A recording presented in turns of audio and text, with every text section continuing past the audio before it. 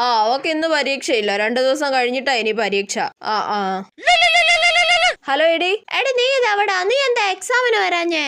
എക്സാമോ? ഇന്ന് മാത്സ് പരീക്ഷ അല്ലായിരുന്നോ? നീ എന്താ വരാഞ്ഞേ? മാത്സ് പരീക്ഷ ഇന്നാണോ?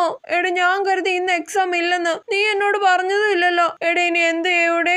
ഇനി എന്ത് ചെയ്യാനാടി? പബ്ലിക് എക്സാം അല്ലായിരുന്നോ? നീ +2 തോക്കുവാടി. അങ്ങനെ പറയല്ലേ, ഞാൻ ഇപ്പൊ വന്ന് എക്സാം എഴുതാം.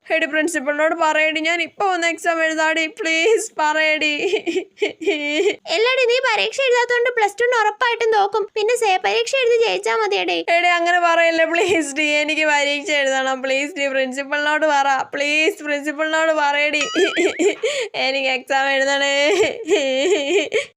അയ്യേ, ഇത് സ്വപ്നമായിരുന്നോ? അപ്പൊ ഞാൻ പരീക്ഷയ്ക്ക് പോവാതിരുന്നത് സ്വപ്നമായിരുന്നോ? അയ്യേ, മനുഷ്യനെ പേടിപ്പിക്കാനായിട്ട്. എന്റെ പൊന്നോ, അങ്ങനെ പരീക്ഷയ്ക്ക് പോവാതിരുന്നാലുള്ള അവസ്ഥയൊന്നും ആലോചിച്ച് നോക്കിയേ. അയ്യോ, ചിന്തിക്കാൻ പോലും വയ്യ.